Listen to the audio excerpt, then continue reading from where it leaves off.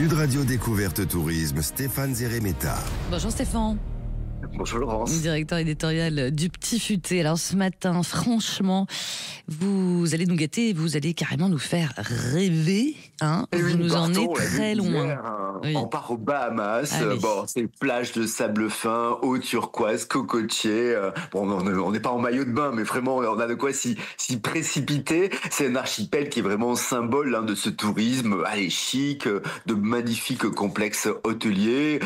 Et puis c'est qu'aussi, en dehors de ce faste, faut savoir que les Bahamas, c'est des paysages beaucoup plus sauvages. Il y a une diversité, une biodiversité qui est absolument exceptionnelle. Alors par contre, c'est vrai que je dois bien reconnaître que c'est pas une destination très très bon marché. Non, c'est le moins qu'on peut dire. Bon, écoutez, on va rêver avec les yeux pour ceux qui n'ont pas forcément les moyens. Et on commence cette visite par Nassau alors.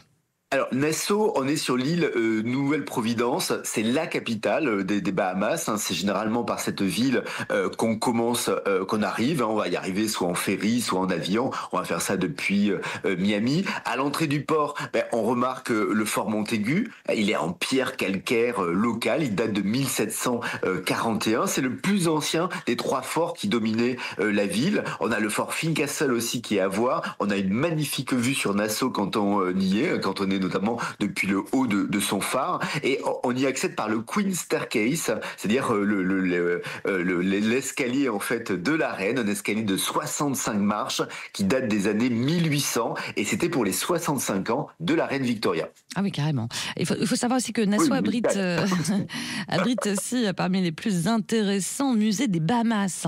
Et il y a par exemple le Pirate of Nassau. Là, c'est vraiment quand on franchit la porte de ce musée, on est vraiment dans l'ancienne république des pirates. C'est ça aussi, les Bahamas. Il y a toute cette histoire de la piraterie qui sont dans les îles de cet archipel. Il y a des figurines de style, de cire comme ça, qui reproduisent un peu les scènes de pillage, des duels, des beuveries. C'est assez réaliste. C'est vraiment très très sympa. On a aussi l'Heritage Museum. Alors lui, c'est un peu plus sérieux. C'est l'histoire des Bahamas, de l'ère préhistorique à nos jours, et la National Art Gallery qui met à l'honneur les artistes bahaméens, et c'est vraiment très sympa. Voilà pour l'histoire de l'archipel. On continue la visite avec vous, Stéphane. Quels sont vos coups de cœur aux Bahamas, à vous? Moi, j'ai bien aimé l'île de Long Island. Là, vraiment, c'est comme le nom l'indique, c'est une île très très longue, 128 km de long, 6 km de large seulement, c'est tout petit. Et il y a des paysages qui sont très contrastés. Sur la côte ouest, on a des belles plages, vraiment c'est ambiance tranquille, par exemple au Cap Santa Maria.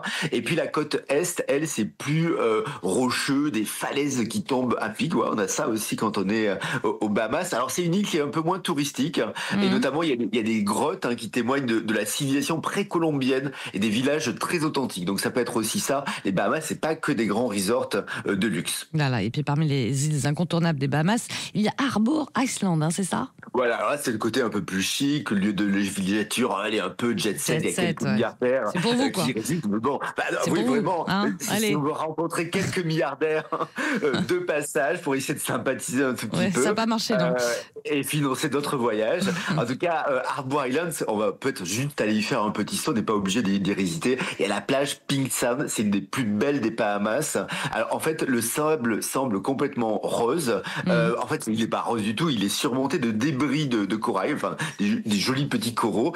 On va aussi s'arrêter dans un petit village qui s'appelle Dunmore Town, architecture créole, c'est fin du XVIIIe siècle, de petits cottages tout en bois aux couleurs pastel, c'est absolument ravissant. Et puis pour finir la journée, quand on est à Harbour Island, on va aller sur Bay Street, c'est l'artère qui longe la baie, c'est vraiment là où il y a les belles demeures anciennes, les restos, il y a un petit marché de la vannerie. En tout cas, c'est vrai que cet archipel des Bahamas, ça peut être le grand voyage qu'on peut faire, une destination qui fait rêver. Et c'est vrai que quand on est sur place, on n'est pas déçu. Alors c'est vrai que l'idéal sera de le découvrir hors saison, en dehors des périodes de vacances, et c'est absolument génial. Ouais, moi qui vous connais un petit peu, je suis un peu étonné. Vous qui êtes gourmand, pas un mot sur la gastronomie des Bahamas. Non, pas un mot. Non, on mange pas là-bas en fait. Poissons grillés, des langoustes. Voilà. Non, on pourra manger. Non, absolument. Merci beaucoup Stéphane Zeremeta pour les bons plans du Petit Futé. Puis comme d'habitude, on vous retrouve le week-end prochain. Merci. Avec grand plaisir. Au revoir.